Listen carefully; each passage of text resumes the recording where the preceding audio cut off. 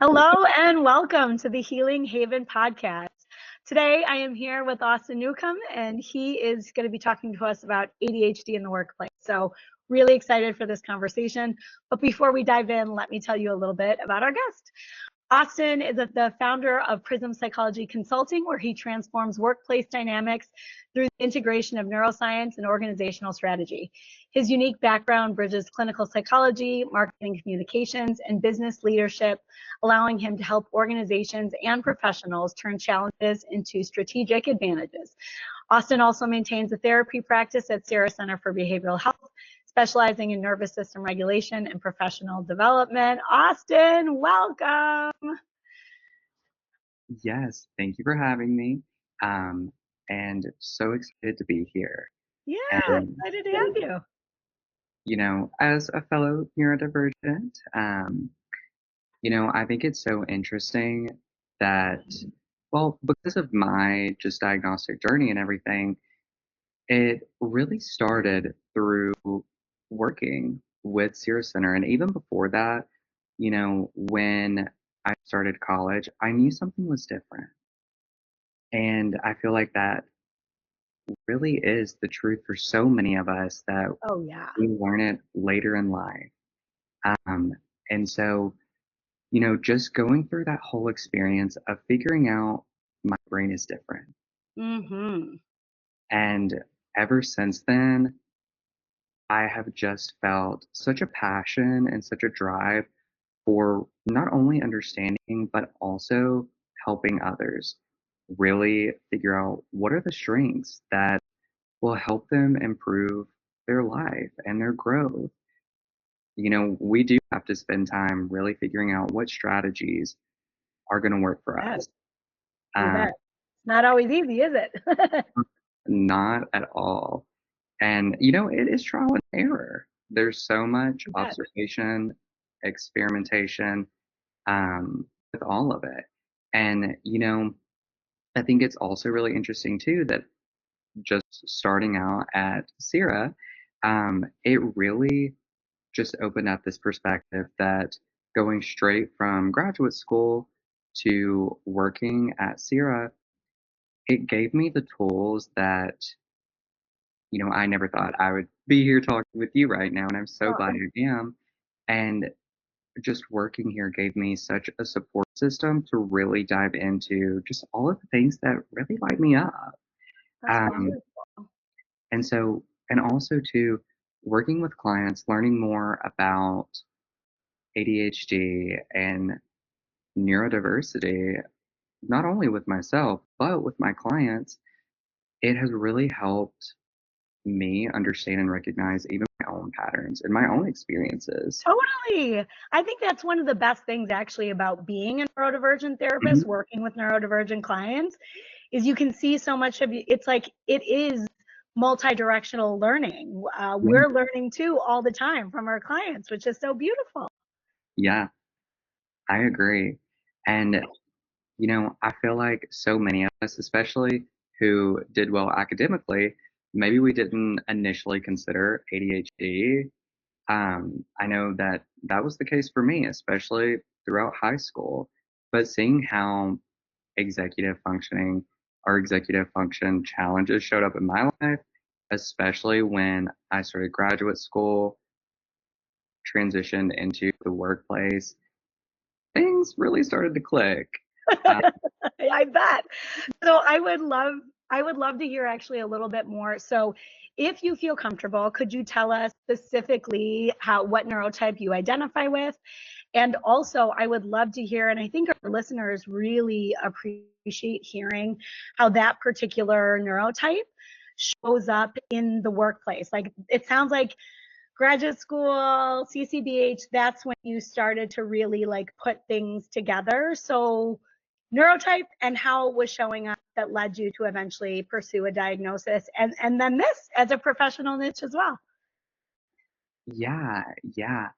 You know, I think just with my neurotype and diagnosis and everything, it really started my freshman year of college. I knew things Okay. were different, and also too, I felt a lot of shame. I feel like that's Yeah, so common, especially with going absolutely. through just knowing something's different. So I remember that I was like, oh, why am I having such a hard time with managing social life, with managing trying to fit in all the things, adulthood, um, classes, Hmm. all of that. And so that's when some of my friends actually, they were like, I think you should really go get tested for ADHD. And I said, okay, okay, I will. So it was actually one of my really good friends who supported me. I was so nervous. I didn't know what to expect. And Sure. realizing too that, you know, for me personally, I do have that combination presentation. Um, and it shows up in a lot of different ways. And really tackling so much of that, even starting to learn a lot of it early on, I think really helped me to become, who the person I am today and also figure out what's going to work for me. Um, and my journey really started just right then, my freshman year. And I'm really Hmm. curious too about yours as well. Hmm. Yeah. So it's interesting. I never in a million years would I have thought, the picture that I think we've all been conditioned with, right, of what ADHD looks like was just never true for me. And I think I'm an autistic ADHDer, so I think, as we know, ADHD symptoms tend to mask or downplay autistic symptoms, and autistic symptoms do the same thing for ADHD. So it's just so tricky. Mhm. Not to mention, I grew up in the 80s. ADHD was like it wasn't really much of a thing. So it wasn't until, and now I know how common this is for women, but it really wasn't until I had a kiddo who we were like, something is not tracking. So it wasn't until I went down the diagnostic journey for my son and started to really, really learn about ADHD, where I was like, huh, I think Yeah. this applies to me too. And then same thing with autism for for now both my son and daughter. Mhm. So it was like hitting a mile. There were several milestones where I could have probably figured it out. College was one, less so than grad school. Grad school, I felt like I got hit by a bus. Planning a wedding was excruciating. The only reason I survived it is because we like went to Mexico and it was just very casual. But Mhm. I think there were all these different milestones where the coping tools and systems that I had in place just like fell apart Mhm. under the stress of whatever that milestone was, having children, Jesus Christ. And then being on their journeys with them, so I'm only 4 years I Okay. think. Yeah. So still kind of a newbie in that regard. Uh, I would love to hear in whether it was college or grad school or even like CCBH, what were some of the things that you were struggling with? Because Mhm. college and grad school aren't a typical workplace, but they are workplace for young adults, right? Like that is the closest we have to a Mhm. workplace for young adults. So I'm curious how either the educational setting or being at CCBH, which was your first like professional working experience, how was it showing up for you in ways that were like, this is not going to work? Or like, what were your friends seeing? Yeah, I think only a few of my really, really close friends were able to notice a lot of the patterns just when I was first starting out, Or, freshman year of college. And it was only because they have been diagnosed early on in childhood. mm, And they were starting to notice the same patterns where, of course, a huge thing is I would become so irregulated. I would get so overwhelmed with things, um, and just shut down altogether. I was like, whoa, there's so many things all at once, yeah. and I don't know what to do. But at the same time, I was always told, you're a great student, you Hmm. do all of these things. How can you live in this chaos um, and still maintain everything? And so I think that's when I really started noticing a lot of those patterns where, something so common, I would use those deadlines. I would use those deadlines as motivators. And Absolutely. back on it now, I'm like, whoa, that was a lot.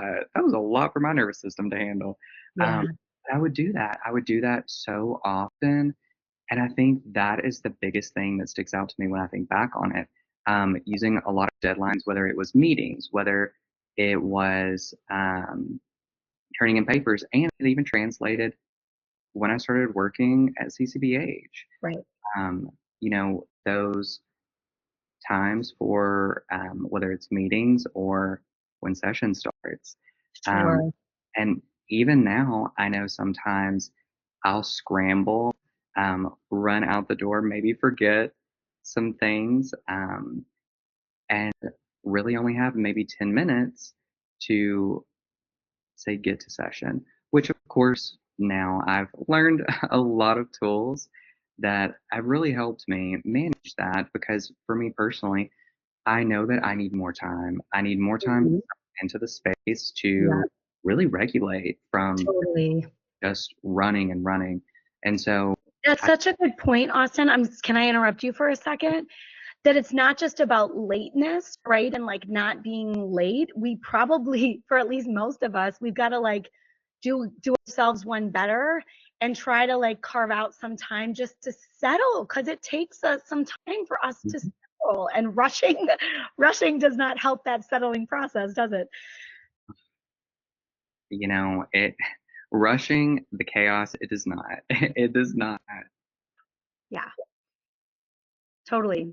Okay. Were you about to say something else or So I was just going to say, just noticing a lot of those patterns and really making a lot of those connections where definitely just learned a lot of breakthroughs and insight too, where I think something that I noticed with myself and also my clients is observation. I know that they probably get tired of me really reinforcing that, but understanding our patterns is so important oh yeah. and translate it into strengths. Yeah, absolutely. Okay, so you were reading my mind. That's where I wanted to go because we know that neurodivergence, whether it's the ADHD neurotype, the autistic neurotype, whatever, that it has really profound or can have really profound limitations, challenges. It Mhm. is, in fact, a disability, but it is also a gift in many ways. And there are so many beautiful and incredible things about it. And it's both, Mhm. always.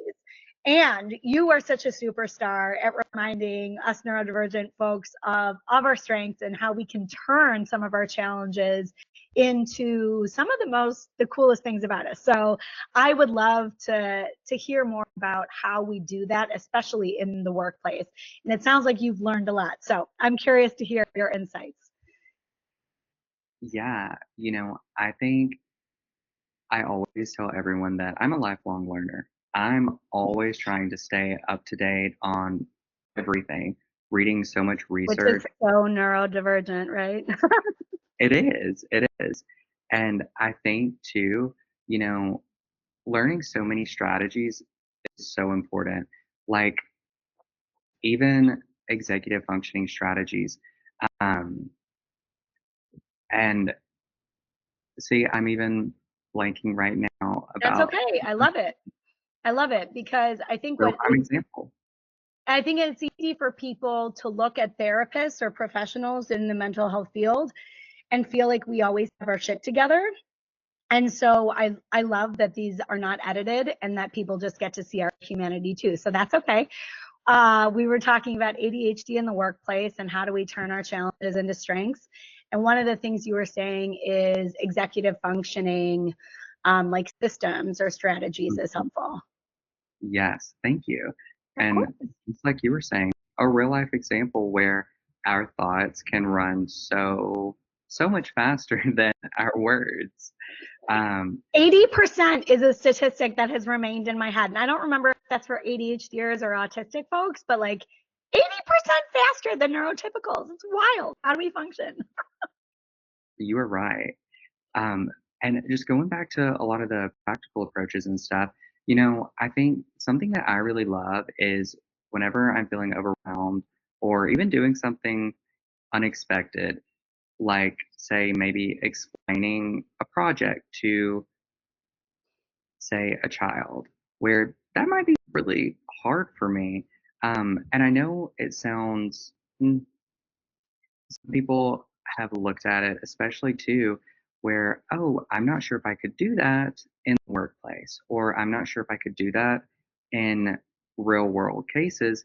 But I think just even taking a second to be able to regulate and reset your nervous system can really break through a lot of those mental blocks.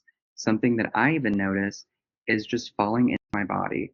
Whenever I notice starting to become overwhelmed, I I put my hand wherever I'm feeling that the heaviest, Love that. and I acknowledge it that it's there. And Mm-hmm. once I do that, tapping into grounding myself. And once I do that, I'm like, okay, how can I break this down even further? Because I know looking at this is overwhelming. So I'm going to tap into my toolbox and break this down. And there's so many resources out there that I fully lean into. Um, and so, you know, something that I even am thinking of right now is, say, if people want to use ChatGPT or forms to break down whatever task it is, how can I look at this in a way that feels manageable? Um, and I think that that is such a great tool to use. Oh my God.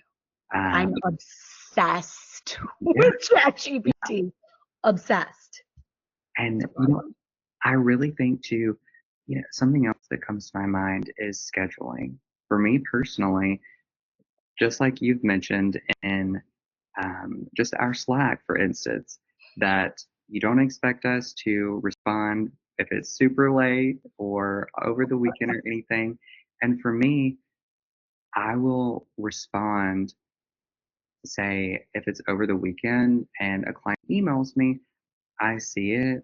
If it's something important, of course, I will respond. But just using the example of I'll go ahead and schedule it to be sent out on Monday. And I not only use that professionally, but also in my personal life too, because sometimes I'm drained at the end of the day. For That sure. I just don't have the mental capacity. So I'll fully lean into scheduling text messages, for instance, when I do have that capacity. Wait, you can schedule text messages? Mm-hmm. No. Yes.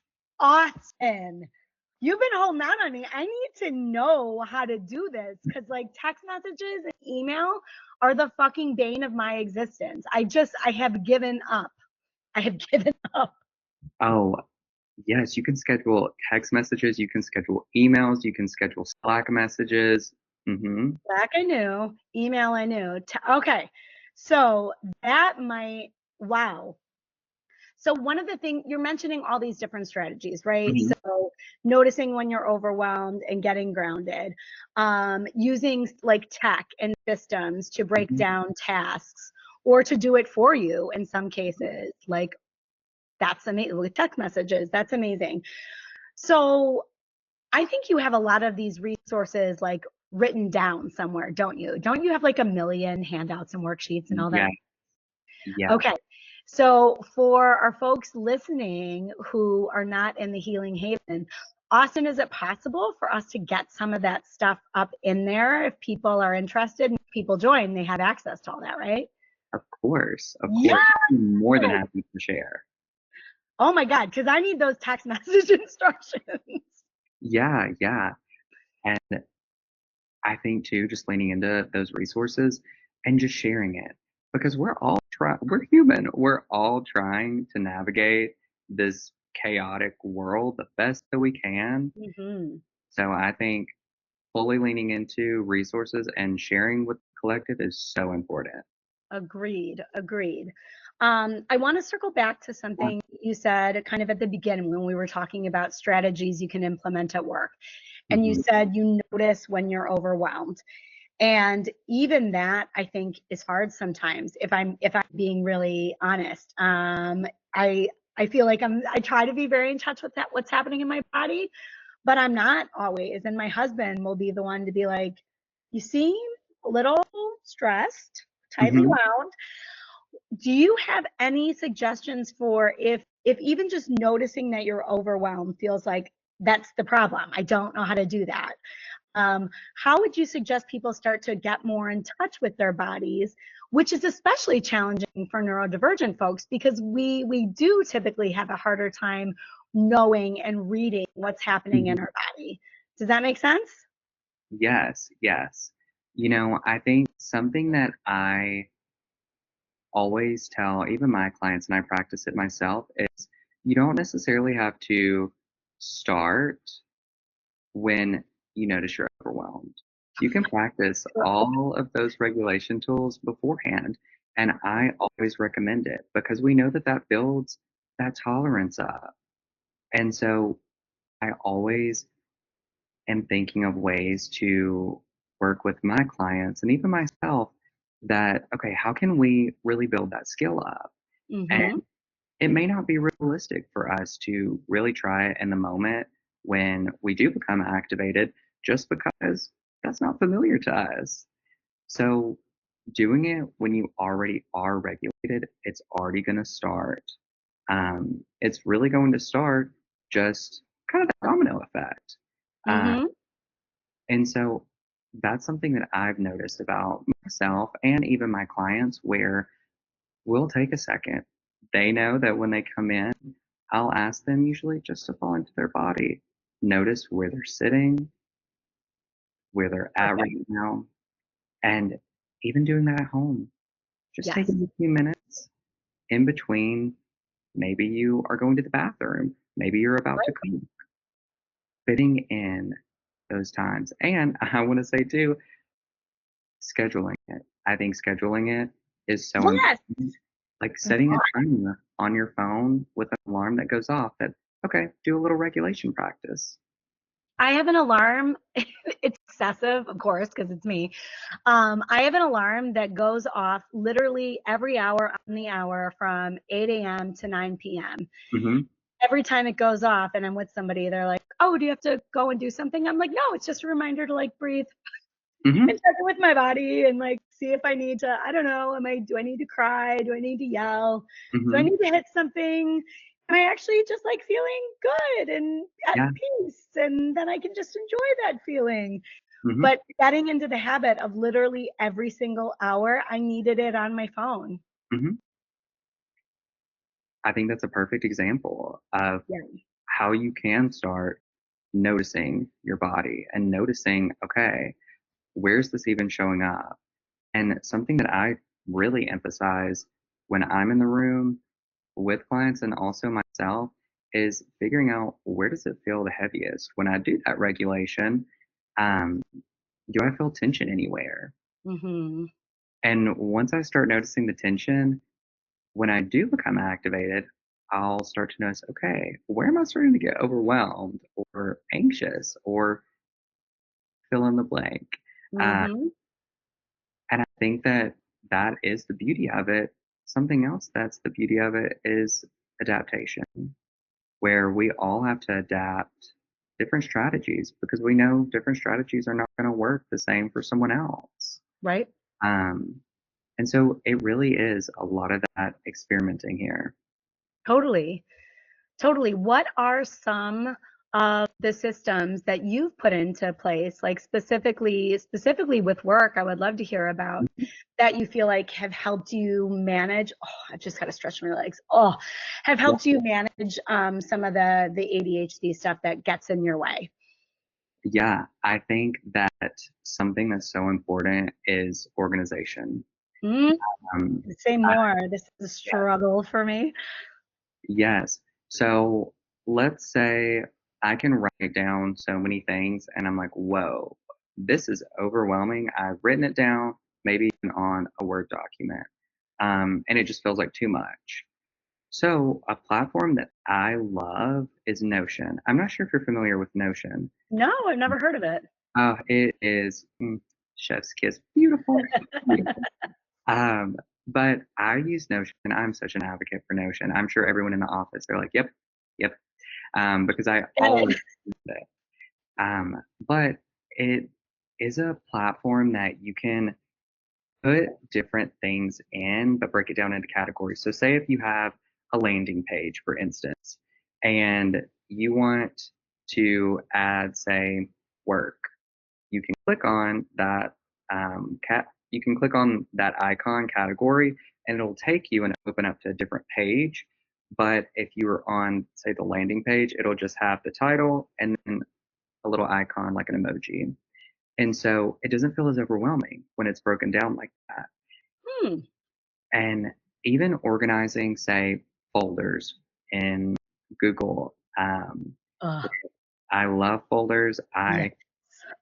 I think that organizing, preparing myself has truly been such an amazing experience for me. And it's something I figured out that I need, uh, Hmm. especially using those systems to work with my brain instead of against it. Because I know that also, too, I have to harness those periods where I do get hyper focused and can become really productive. And so also identifying when is my energy level like optimal. Mm. And that's why I go back to observation. Knowing all that information has helped so much. But a huge thing with work is really understanding the systems in place, whether it is Google Drive, dividing everything into different folders, Yeah. labeling things, or even Notion, where I can kind of do the same thing, but it just looks prettier and it meshes very well with my brain. I really appreciate you saying that because there are so many times where I will be down like a Google Drive folder rabbit hole, and I'm just like organizing everything and creating different folder and everything as a subfolder and whatever. And there are times when I'm like, oh my God, is this really necessary? Like I have so many other things to do than spend so much time doing this. But Hmm. after hearing what you just said, it's like this isn't necessarily, although I can sometimes use it as procrastination. Like I can't really do this thing until I have all the organizational systems around it. Hmm.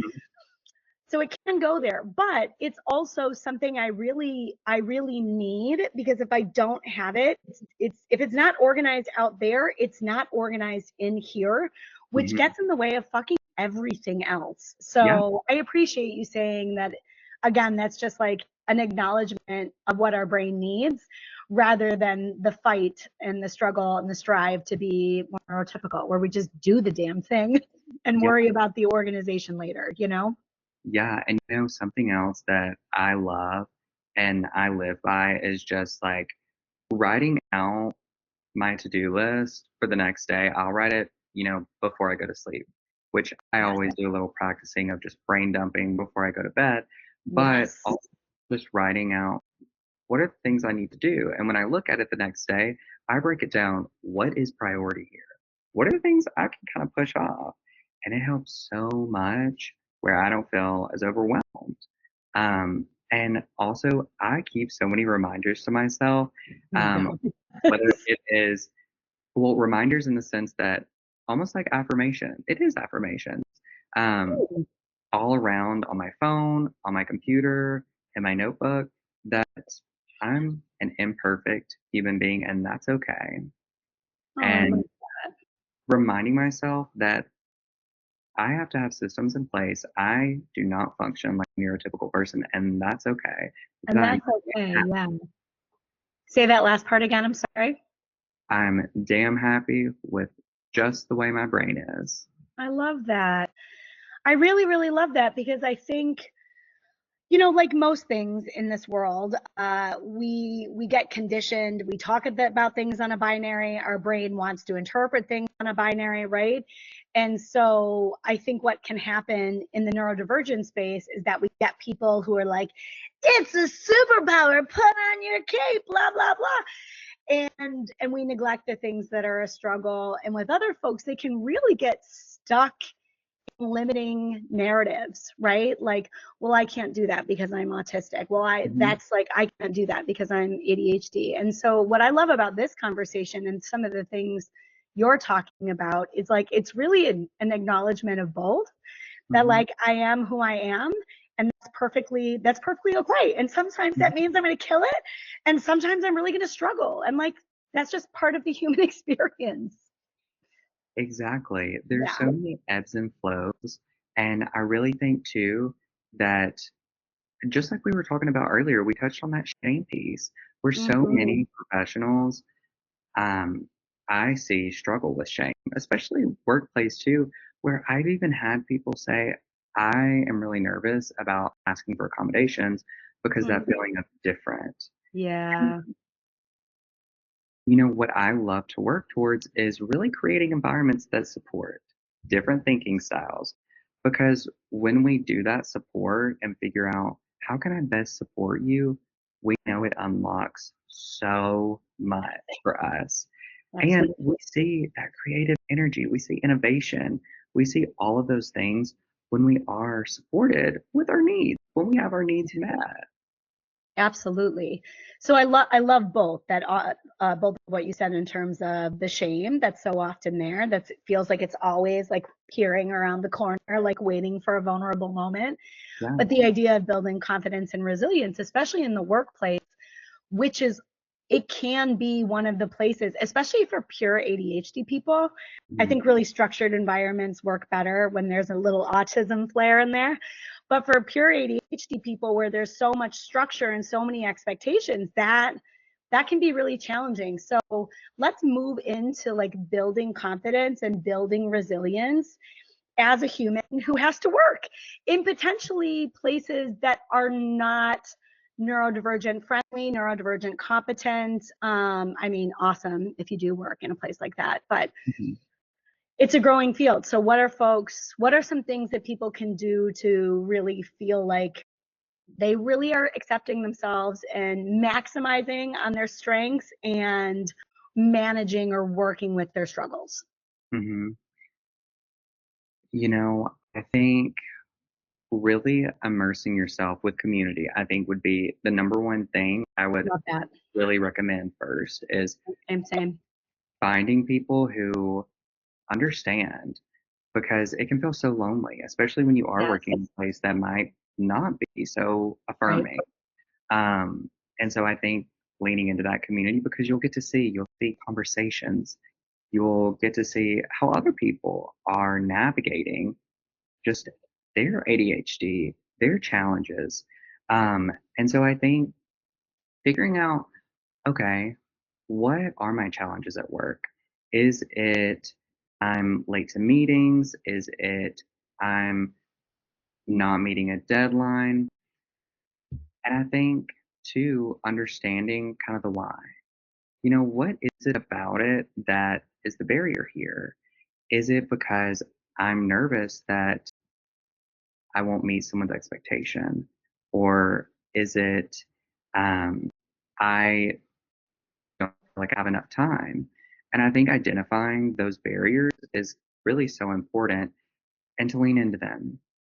Lean into what you don't know um, and figuring out what are the things that maybe other people are doing or what are the things that I even am going to try because it is a lot of experimenting. And what people, I always say, is figuring out what our struggles are. Where are those challenges, and how can we turn them into strengths and successes?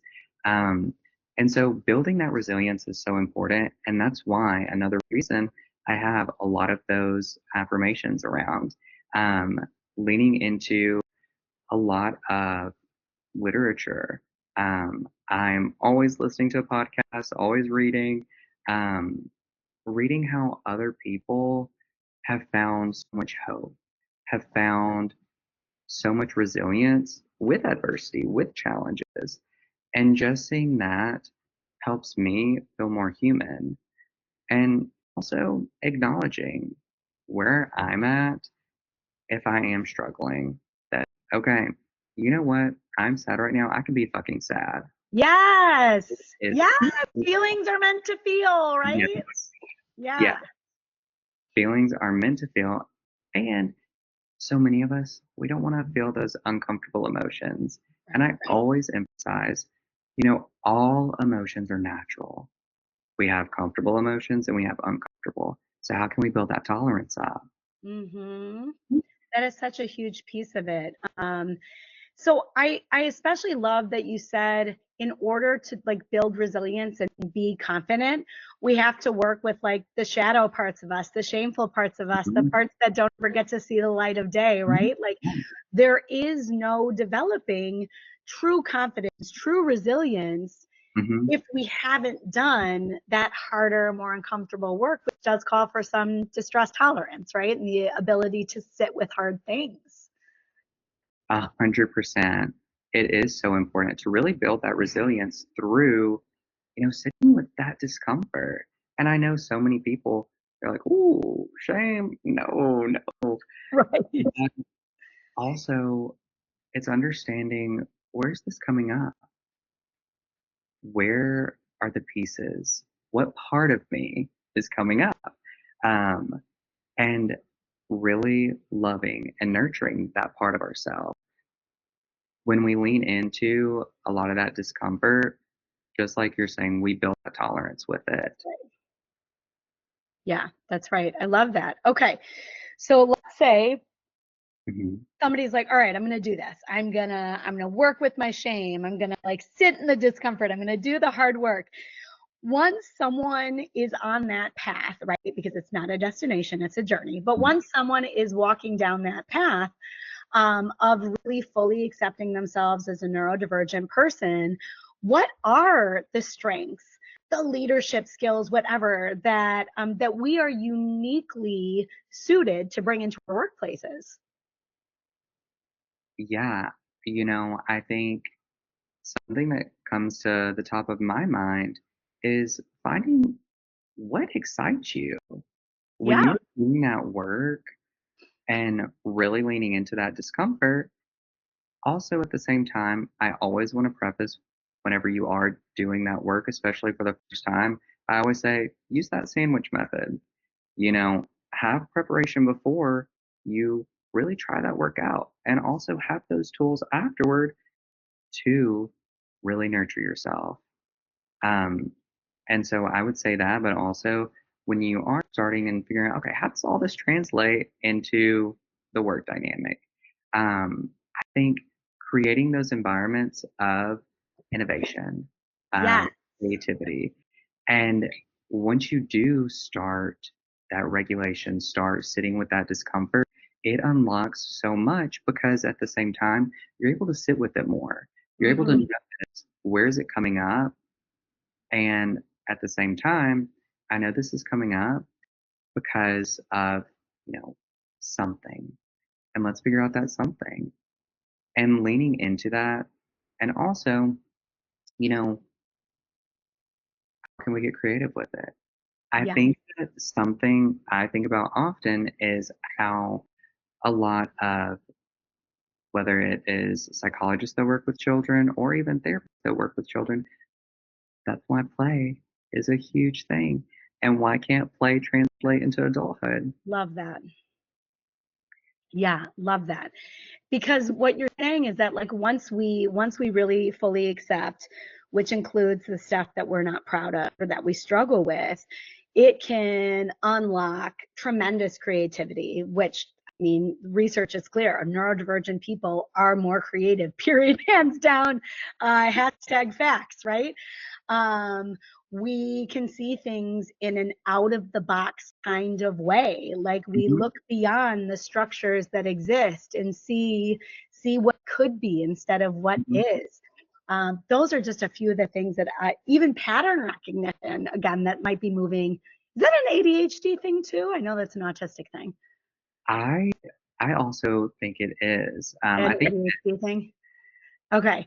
The pattern recognition is huge interpersonally, professionally, like the ability to notice things and how disparate ideas, people, systems can connect and work together. Oh my God, that is such a skill that, again, neurodivergent people are simply more adept at than neurotypicals. Yeah, and something I always say too is think of it like a ladder. Think of, say, like a vulnerability ladder almost, where more mm, it's really unlikely if we're gonna just jump in the deep end, if we have never done any of this work before. Right. And that it doesn't have to happen all at one time, that it is a journey. And for instance, translating all of these skills into the workplace, you don't have to do it all at once, and that's okay. Right. That we can move towards whatever goal it is. And also at the same time, that goal may be pushed further and further. We may have new goals, and that's okay too. Mm-hmm. Something that I know a lot of us, just naturally as humans, uncertainty is hard. Yeah. And yet, leaning into everything that does find, or that we do find comfort in. And I think another thing too is seeking support. That is so, so important, whether it is professionally, personally, really seeking support and saying, okay, I am having this challenge here. I really need some guidance. I really need a strategy. I need some help using those tools that people give you. I always emphasize how important communication is. Absolutely. Absolutely. Huh. There's so much more we could talk about, but I know we're getting close. I love the things that you're ending with in terms of that it is a journey, it's not a Hmm. destination, that we don't have to do it all at once. We could never. There's too much to do. It's very overwhelming. So the importance of Hmm. seeking community support, I love all that. Any other closing thoughts or something you really want to impart on to our listeners who are maybe neurodivergent and struggling at work? Yeah, I think just mm, kind of closing would be I really truly believe that we are at this exciting turning point, how we think about diversity or neurodiversity within the workplace, because it's not just about accommodation. It's really, it's so much more than accommodation, especially when we tap into innovation, because it Right. can create so many environments that really support different thinking styles and work with our natural tendencies, rather than against them, which we know does not work, No. um, because we can unlock so much potential within individuals and organizations. So Love I it. think just being you is enough. Oh, I love that. Just being you is enough. Beautiful. Thank you so much for being here. Austin, if there are any organizations, you're a new business owner. Damn it, I should have mentioned that so much earlier. You are a new business owner. You've got a consulting firm. If there are business owners that would like to work with you, or individuals who want to work with you, either from a consulting lens or a therapeutic lens, where can our listeners find you on the web, the internet webs? Yeah, you can find me, Austin Newcomb, at LinkedIn, or you can type in Google, um, Prism Psychology Consulting.com, um, and it is the same with email. Awesome. Awesome. Thank you so much for being here. We're going to have all that information in the show notes. And if any of you are interested in some of the resources that Austin has shared, come on, join us in the Healing Haven. You can access that stuff. Thank you so much, Austin. It's been a pleasure. Thank you so much. Bye.